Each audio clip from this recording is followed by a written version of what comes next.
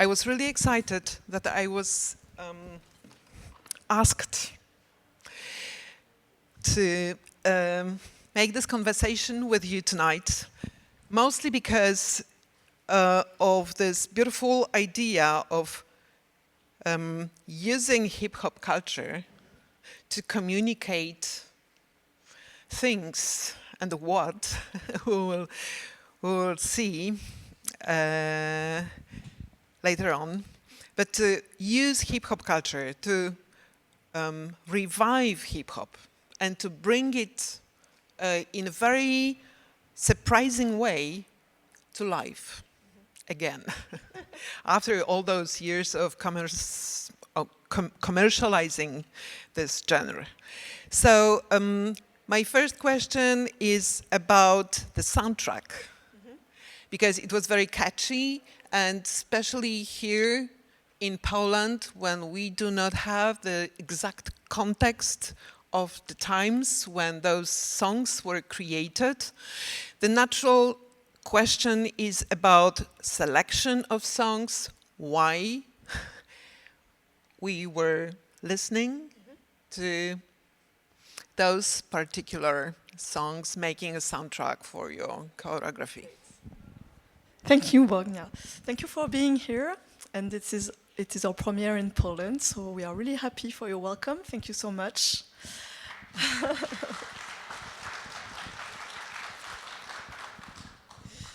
So I'm the choreographer, Anne Nguyen, and I've started as a breakdancer in the 90s. I created the dance company in 2005. I've done about 20 stage shows with different urban dances, from breaking to popping and locking and crumping today, as you've seen, also other urban dances. It was very important for me to show the diversity of what we call hip-hop, and also to try to, at the same time, put the essence of those different urban dances on stage for an audience to comprehend, but not to put them like something that we take from the street and just put on stage without doing anything to it. So it's not a documentary vision of the urban dances. So that there is really an intention from my part to try to bring out the essence, the values of hip-hop. I think that when you see a hip-hop dancer, you are stricken. Something comes out. You feel some power, for instance, in crumping, like Lisa does, crumping. But in any urban dance, there is something really non-academic, something that is often very personal, especially for dancers who are also doing training and battles and things like that, which are the kinds of dances that I like to put on stage. So the idea of doing some shows is always to to work on a context, so it will be the way to set the stage, the relationship with the public, the relationship between the dancers together, the relationship with the music, so that one thing from the essence of one or several dances can be better understood. So you have more time and you have more context, and we try to push in one direction. So I've done many dance pieces which were set to original scores that I had composed, but this one is the first one that I'm doing. Well, there was one I did on techno music, but people didn't notice that it was not an original score. It's the first time I'm using really musics from the heritage of hip-hop culture. And also it is like a civil rights movement. Yes, exactly, yeah. From the heritage of hip-hop movement. Also, it's the first time I'm using lyrics in a soundtrack. And yes, we created this show during COVID, actually. At that moment, we also learned that breaking was going to enter the Olympics in Paris last summer. And so everything was really becoming about how to be the best, and is it a sport, an art? And I thought, I want to bring it back to the roots, and the roots is not dates, it's not names, it's not telling you how to dance best. To me, the roots is about bringing together again hip-hop and its social and political context. So yes, those musics are from the civil rights area, from Just Called Heron to Marvin Gaye and others. And this is really, so it's soul music, and it's really what hip-hop music later on built upon to build the real hip-hop music, which sampled those songs. But on the other hand, also so one part of hip-hop, of rap music, kept the political activism alive. Well, it's not the most famous part of hip-hop, but it's the one I like. Jill Scott Heron, who we used 2 songs from, is considered to be a godfather of hip-hop because he had that scatting attitude, and he had the kind of emceeing voice and attitude, and especially the content, the political content, and using music as a media to raise consciousness and to bring about a political and social message to a community, not to the masses through TV, to your own community. And I think most of the singers that you will, if you go back to the soundtrack list, if you go back to the lyrics, you will also feel that, especially with Marvin Gaye, for instance. And so I just want to detail just those Just Called Heron songs, which are really important. The first one we used is Message to the Messengers. It's a late Just Called Heron song. I think it was in his last album in 2009, and it's really a legacy. And he's talking, and it's very hard to understand from first hearing because he speaks so fast and everything, but it's really addressed to the young rappers and to the people who come after him, who consider him as the godfather of hip-hop. So he's really telling what he thinks about what the movement is and what it could be and what it shouldn't be and everything. It's a really important track, and it's linked to also to peace and to bringing about emancipation in poorer communities, minorities, and stuff like that. So it's really important. And the second Jill Scott Heron song, because 2 are follow each other in the song, in the show, is No Knock. No Knock is a very political song. It's addressed to John Mitchell, who was under Nixon, who started the no-knock warrants. I don't know if you know about no-knock warrants, but I think it's very actual. It was a permission for the police to enter into black people's homes to make sure they were okay. So they could go inside without a warrant and just make sure you weren't beating your wife or you weren't doing whatever. So it was especially because Nixon didn't want to desegregate the US, so it was especially designed to enforce more authority on black Afro-Americans. It was disproportionately used to fight against the Black Panthers and also the civil rights movements against the war in Vietnam. So it was a good introduction. If you go to the end, you have a Marvin Gaye song, which is really an anti-war song written during the Vietnam War. And so it's the conclusion, and all the rest of the soundtrack is really like, I designed it like a movie. So there is a dramaturgy. If you look at the titles I gave to the songs, you will find kind of a sentence that follows from the beginning to the end. If you link it to the lyrics, and if you link it to the metaphors and the symbols that you've seen in the bodies of the dancers, everything is one big story, and it's very metaphorical. Sometimes it relies on the emotional, on the relationship aspects between the characters, but all the relational aspects are also used in a symbolic way to talk about groups, identities that the different characters represent, because as you've, I think, understood, those identities are we know that you see that they are not the same color or the same sex, and we play with that to say, what do you think of this category of people, and how does this category of people, how is that category of people treated in society compared to another, who is put as a victim, who is whatever, you know, all those games.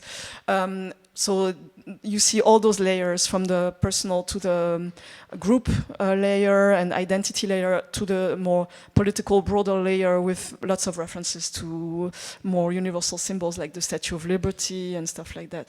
And if you've seen Underdog City, which was shown also in the festival several times, if you will understand what I mean with the symbol of the Statue of Liberty and all those symbols of army, of you know, the U.S. Constitution and everything. You can see it again on our YouTube channel if you've missed the projections here. And yeah, that's it. So your pieces are more like puzzles. They are very deep with a lot of context, and this is what immediately got me like fascinated. How complex your work is. Lisa, is it easy to represent all those intentions on stage? How do you work on choreography? Is it improvised or is it strictly planned? How do you finally work on this effect that we can see finally on the stage? There are moments of improvisation, but a lot of choreography, and the moment of improvisation is worked. Comment tu dis avant? Before, yes. Even if it's improvisation, it's always structured, and we have characters defined before, and yeah, we have to switch between all these characters to put contrast on every part. How does your work look like when you are preparing a piece? Do you discuss things like political and economical and all this really heavy stuff, or just try to engage your bodies immediately into a creation process? That's a good question, but I don't want to be cancelled, so I don't want to say too much. I'm kidding. Yes, I think it's very important that the dancers understand what they are incarnating, especially if you talk about urban dances, or if you use people to represent minorities, for instance, that you don't just put them in something that they don't understand and they are being used, and they don't understand the consequences of what they represent. So I'm really straightforward, and I tell people what I think about what we are doing and how it can be interpreted, and what I don't want them to go towards. Like, for instance, I don't want people to victimize themselves too much, or there are some things that some people might want to propose as performers, and I know how I want to see them, but also the trick is to choose the people who are able to do that. It's not everybody, and it's more common in dancers who come from the urban dances, battles. Lisa comes from cramping, so she's really used to the street trainings and meeting a lot of people and being in the moment, and so and also having discussions with the people she dances with. It's not just going in the school and repeating some moves. So before I decided to work with Lisa, we had discussions about why she's dancing and how she sees certain things. So I could understand that she was at the level of understanding that I needed so that she could understand what she would do in the show. I suspect that there will be some questions about dancing techniques because it looks absolutely amazing, and it also mixes a lot of different types of movements, right, and dancing. And when we spoke in the summer, you had this very clear small lecture about social urban dances and its origins and its meaning today for expressing current problems with dancing. And this is also something that interests me. How do you combine all those things together? How do you prepare this mixture of many different styles with keeping the genres as well? I mean, those different types of dancing recognizable. It's not like it's not like melting them into something. I wouldn't be able to do that because I'm a specialist. I'm a breakdancer, and I was a performer before in the hip hop and contemporary companies in the 2000s also.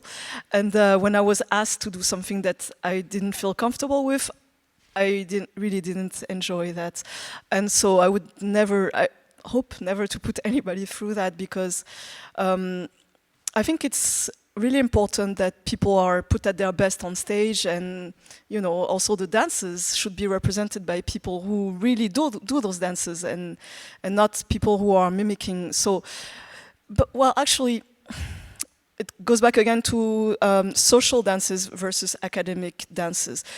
If you say hip hop, my definition is social urban dances from Afro-American origin. You could say Afro dances, and it's social urban dances of African origins, which I also use in my recent shows because they are coming up in France, actually. I think maybe everywhere, but well, there is some African diaspora. But they are more alive than hip-hop is today in France, at least. Because even if hip-hop comes from a social practice, when I mean social, I mean that it's alive in the social fabric of the city. It's city dances most of the time, so that's why urban. But social, which means you can do it in the streets, like the crampers do. You can do it in the clubs. You can do it in the families, in the communities. It can be one of those or several of those. It depends on the dances. Some of them are club dances. Some of them are more street dances. But those are, for me, the category of what we could call hip-hop dances.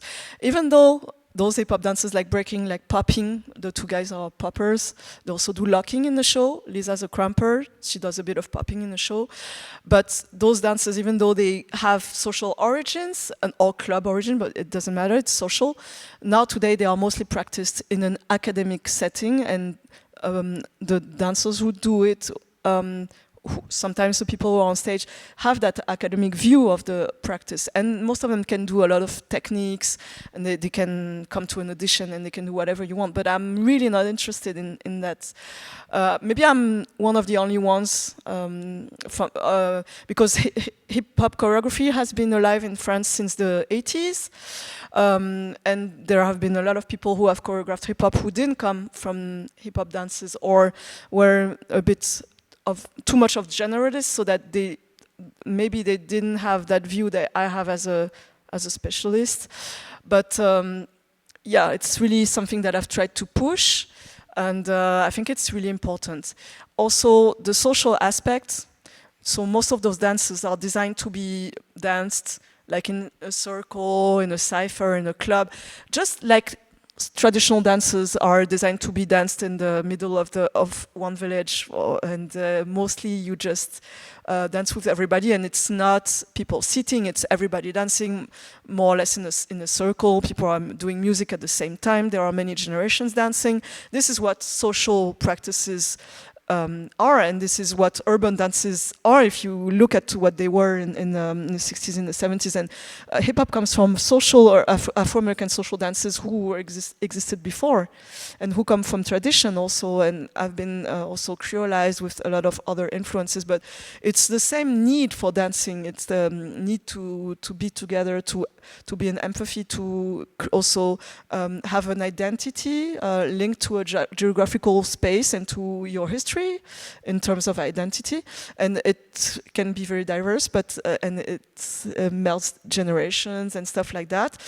So it's really difficult to imagine how to put a social dance on stage, because even if you can choose to have that documentary vision, which I don't choose to have, but for me it's also a challenge, and the idea is really to show on stage what's so vital, so important in those social practices, and what it does to people to be together, to look at each other, and the way that the dancers will interact together and with the audience, but especially together on stage, will, I think, bring that essence to what they are doing. And this is what I wanted to ask Lisa.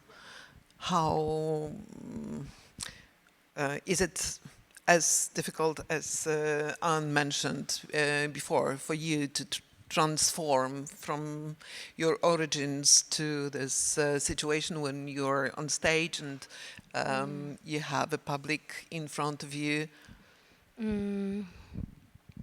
I think this public, even if it's not the same as a public from a battle or session, for me, I can see them the same. Like I just bring my feelings and my essence on stage. Like I know it's the stage and it's not the same as the street, but I try to be the most sincerely. Mm-hmm. Yes. Okay, but on the street, there is always a possibility that something unexpected will happen. And on the stage, on the contrary, you have to, like, perfectly follow the plan. Mm-hmm. I think the freestyle part helped us because it, sorry for my English, if this is just choreography, it's really, I think it's really hard, but there is choreography and freestyle part, so we can enjoy in both. I don't know if it's clear, but and actually, they don't do the same thing at every performance. They will interpret things differently depending on their emotions. So looking at your partner and looking, oh, okay, that's what he's giving me, or that's what she's giving me, will also bring something new. And so it's always this being aware of the moment, which helps the dancers be themselves. Mm-hmm. Yeah, I think the key is really the characters we put on stage. Yes, in choreography or freestyle, it's really the character. Do we have any questions on this stage of the conversation from our audience? Does anybody have a question? Not yet, not yet. Maybe? Yes. Super cool. Wait. I think I'm loud enough. Why do you refer more to the American culture? Well, it seems you're French. Yes. There is not that much of the reference to the French history. Yeah, that's a good question. Thank you very much. Okay, Thank you for ale to by się for the przydało do question. nagrania. Możesz powtórzyć? So why do I refer more to US culture, being a French citizen? That Right? was my question.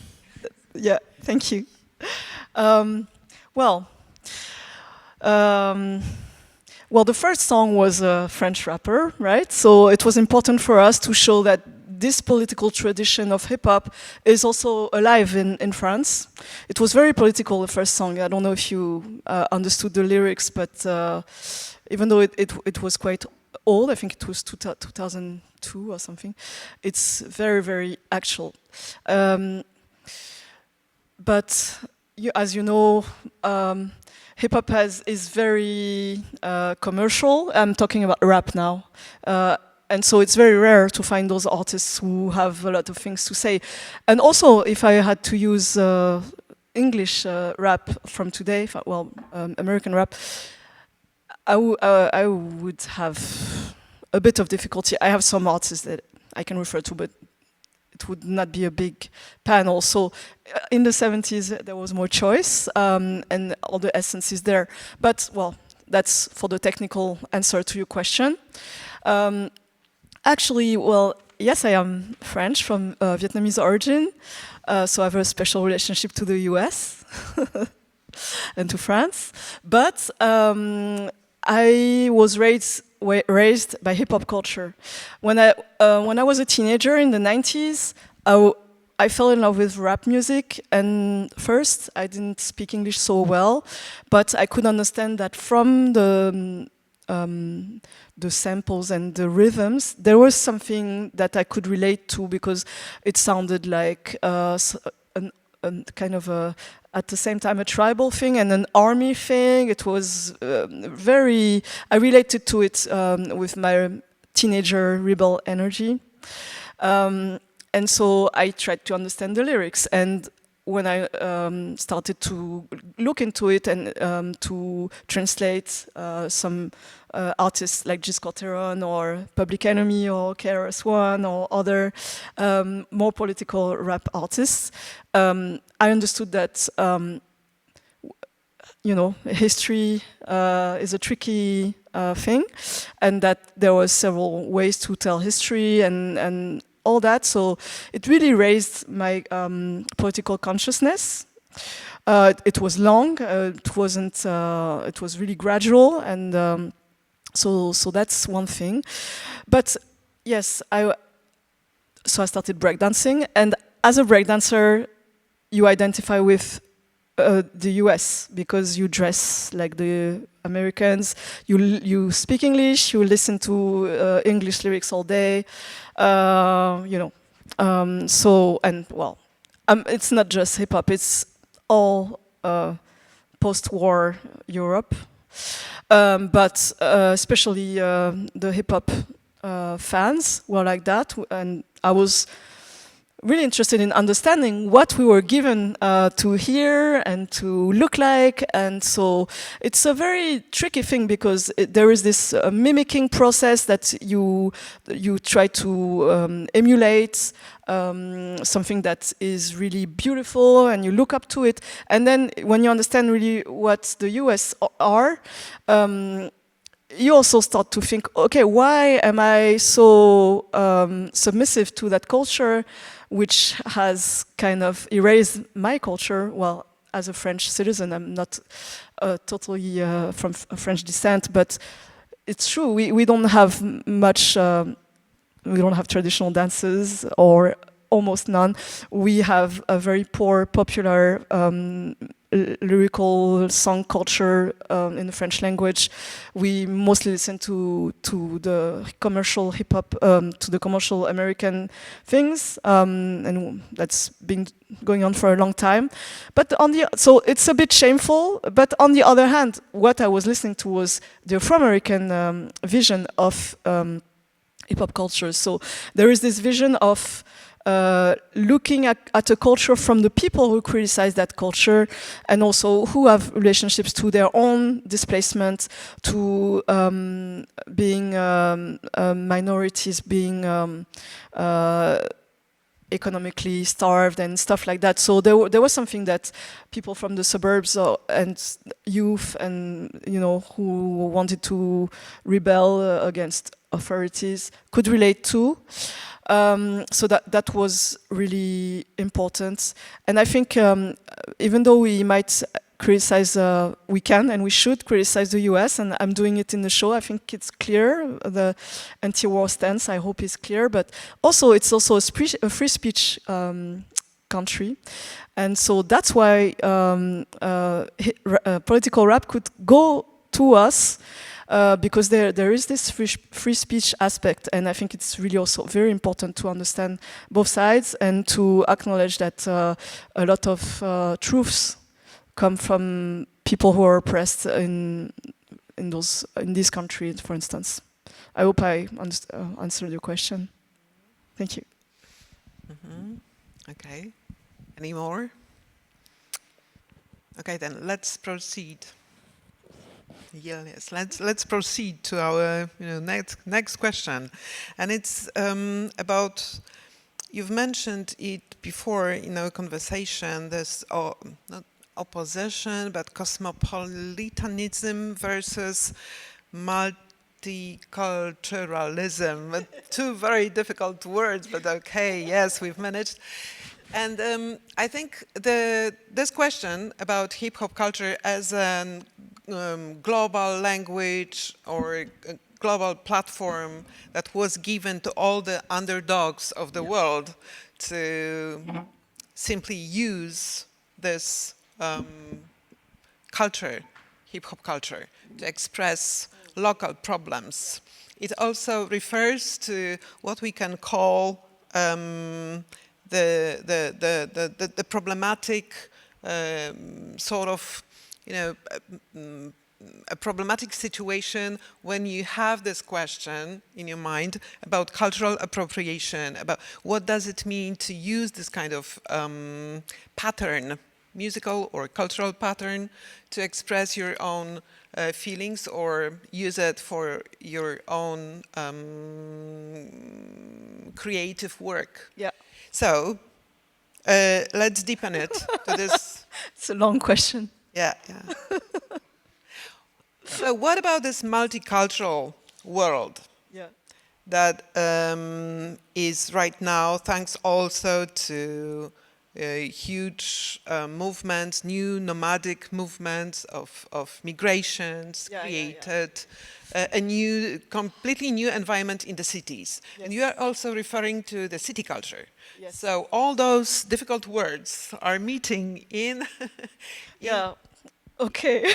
in what you are doing and what you are really, I think, trying to pack. There's a lot of censorship around the idea of cultural appropriation, which I think is totally useless, but it prevents us from thinking about real issues. This is something that I've dealt with in the film Épicentre, which is shown in the gallery. You can also find it on my YouTube channel.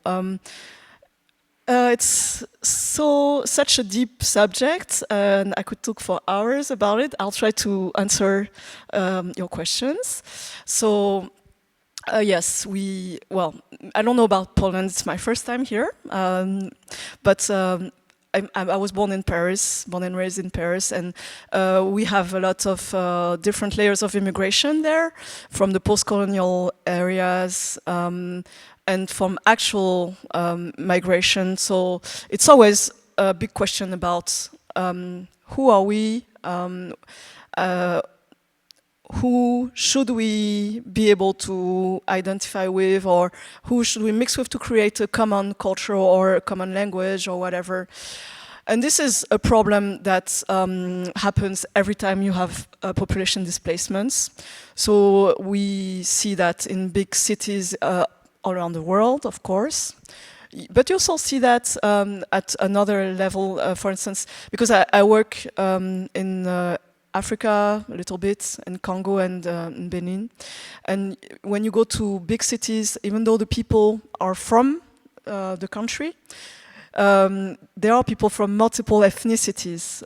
For instance, In Benin, there are maybe, I don't know, 40 ethnicities, but in the capital, all those ethnicities are isolated from their roots, but they are together in the capital. And what do? Do they stay alone, or do they only practice their culture when they are going to see their relatives, if they can, if they do?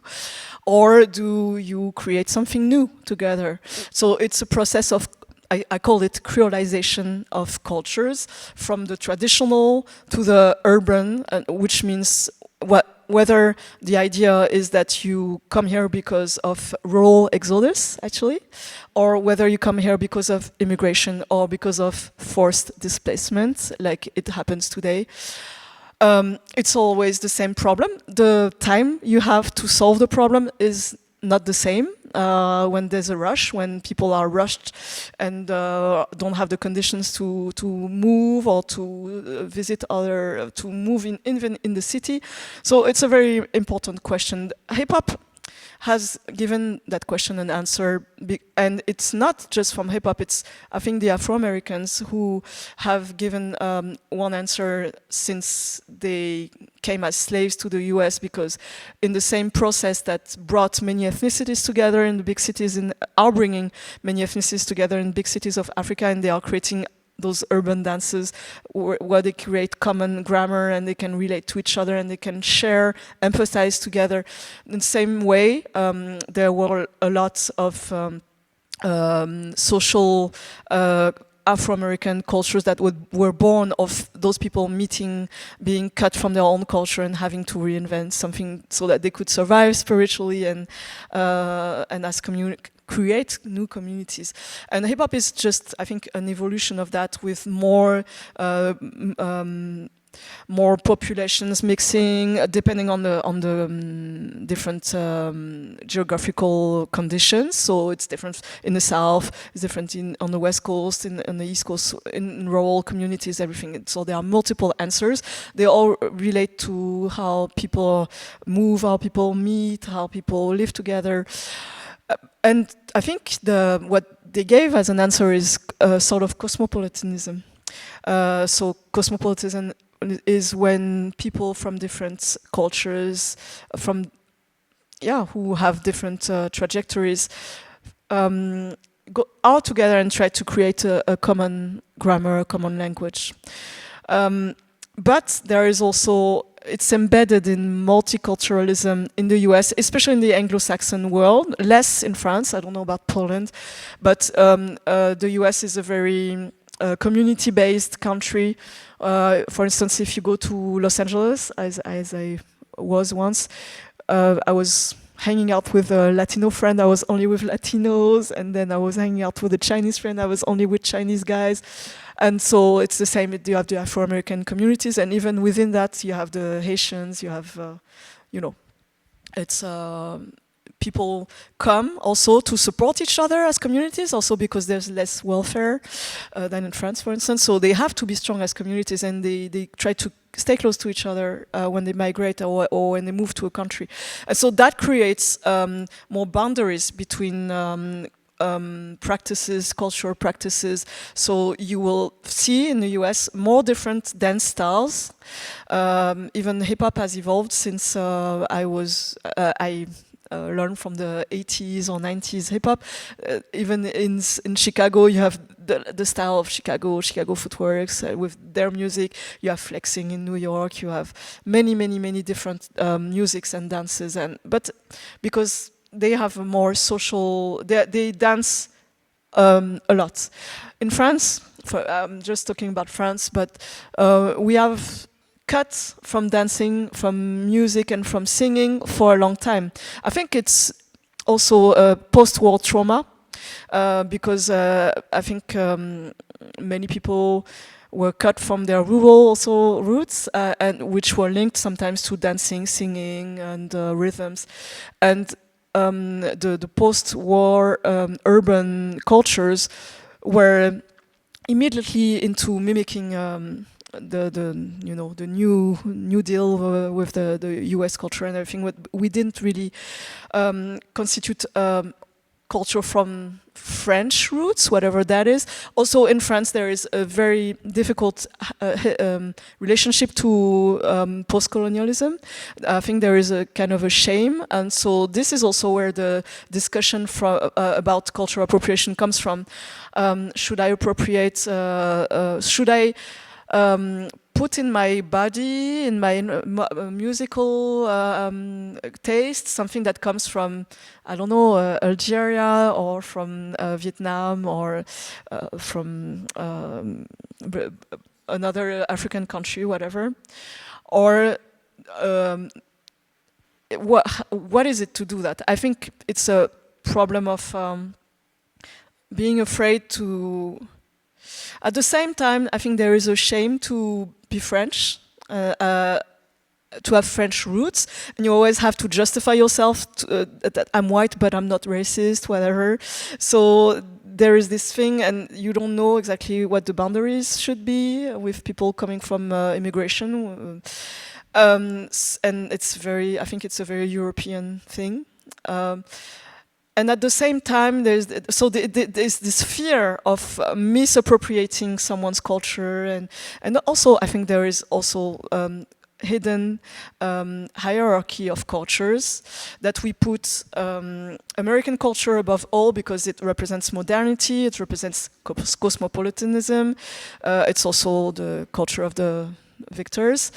And traditional cultures from Africa, from the Middle East, or from Asia are seen as relents from the past. And also maybe, I don't know, it's a question, but I think that the idea that those people should move to a more universal cosmopolitan culture maybe is also linked to the idea that it's because they didn't do that before, it's because they are multicultural, because they are more tribal, more attached to tradition and to their roots.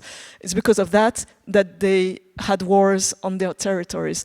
And as cosmopolitan countries, we are more open, universal. We have no roots to traditions and to religion, whatever. We are ashamed to be conservatives. And so we are good people, we don't want differences between people, so that can never lead to war. I think it's a big mistake.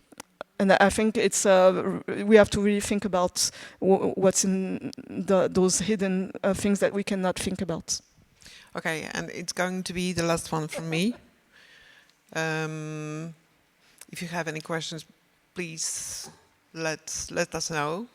The last question will be about the those video versions of your work, which is very impressive because it's placed in absolutely amazing urban environment.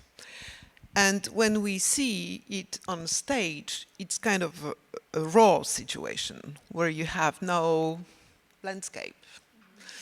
And which way of presenting you prefer? Well, I was only given the opportunity to be on stage for a long time. It's recent that I've been asked to do movies. Those two movies are actually at the initiative of cities who wanted to show their inhabitants and their surroundings. And so I was given carte blanche, so I think it was very personal what I did. It was not just putting the landscape in under a good light, even though it is for sure. But I think both are very interesting. The thing I like about the stage is that the people who are generous enough to come and to give you, open their minds and be taken somewhere else during 1 hour. I think it's such a powerful relationship. I really love this relationship that we can have with the public, with the audience, and it's really. I think it's really important that we have that. I wish more people came to the theater, people who are not used to coming to the theater. I remember one time there was a young African dancer who came to see us because there was one of his friends on stage. and it was his first time in the theater, and he couldn't help filming, because every time he used to go to see dance, it was to film dance and to put it on Instagram, whatever. So it was interesting to see how far away from an audience perspective he was, and that's many people actually. But yeah, I'm grateful for open minds and the way we can dream together, we can imagine many things together for the time of the performance. The reason also why I did movies, it's not the same only thing I do. I've written a lot also as poems about hip hop or about the city, what I feel and think. Also some articles about hip hop culture a long time ago, before I created my company. As a performer in the hip hop shows, or as a hip hop performer in contemporary dance shows, I was always a little bit frustrated that as a hip hop performer you are asked to be young, happy and performative and really generous, and you can go in some emotions, but they're always the same, like battle or pretense sadness or whatever, you know. And so I was always I started my company with a solo actually, and the idea was to show that there is so many more layers to it, and you can see so many more things with hip-hop dance. You don't have to go towards another discipline to show the depth of what can be expressed and what is inside the hip-hop dance, because it's something that's from a long social culture, which comes from also universal traditional roots. And so it's human universals, in the good way of universal, that we need to be able to relate to share together. And so using film, those two recent films that I did with dance text, also showing how to use the relationship to the city or to the inhabitants, to what's happening, to drones, to filming, was an opportunity to tell the public, as you said in the beginning, it's a riddle and there are many layers. And you've seen the show today. If you haven't seen Underdog City or whatever, there's an extract from the show, and I put it under another light. And there's not one interpretation of a show. I'm not saying somebody would be wrong if they see my show and they don't think what I think when I made it, or they don't understand some things, but they are touched by something else, or they understand something else, because everybody relates to also their own personal emotions and what they go through. So it's normal, and that's the magic of the show, of a stage and of an audience. But yes, I use those texts plus dance plus video to show that yes, there's many things that we can understand. And one last thing, because there's this debate also in performing arts. Do you have to have a purpose when you do a show? Do you have to have an intent? And some people would say, no, you don't. You can just do what you think is beautiful or whatever. But what I think is, if you don't understand what you can be interpreted as, people will still interpret something. So if it's very naive, people will also put a framework on it and will maybe categorize you in something. So my thinking has evolved with the years, and I really try to interpret what I see, even when I create a show. When I look at it every time, I also think, that could be interpreted that way, that could be interpreted that way. And I try to not master those, but to play with them and to make sure that we go even further in what we understand to be doing. And I think that's a good journey, and it's very motivating. Yeah. Okay, do we have any questions? Yeah, there is one. Mm-hmm.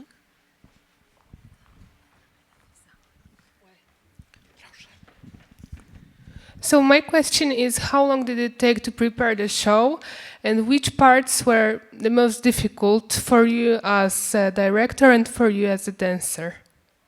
Thank you for the question. So as I said, we created this show during COVID, so we had almost no budget because I had to cancel a bigger show and to do this because I knew that I could no longer do a big show in those years. So we did it I think in 8 weeks, working in the afternoons. Instead of usually I try to have longer processes, maybe 12 weeks. And so Lisa actually just arrived in the company. She's taking someone else's, the lady who created the show's role, and so it was a big challenge because she's not doing the same dance, and I think she did a great job. But maybe she will talk about her process. Yeah, the most difficult part for me, I think, is to learn popping choreography because it's really not my discipline, and yeah, to understand also how they move and how I can interact with the other dancer, the other poppers dancer, but with my style and to not lie too. I don't know if it's clear, but yeah. And I think also the most difficult thing is to find how I can interpret, yeah, and how I can, yeah, find my characters in this piece. Yes. But as she's a crumper, she has a lot of character and improvisation qualities, so that's why I trusted her to do that, and she did a great job because she does her own dance. She's not trying to look like what was before, and I think it was a big success. Okay, so thank you very much for this conversation. Thank you very much for your participation, for all two of your fantastic questions. Thank you very much for your multi-layered work that is so complex. We will need at least 2 or 3 more weeks to discuss. But I'd be happy to. But for tonight, I'm afraid we have to finish at this point. Thank you very much. Thank you so much for your patience and welcome.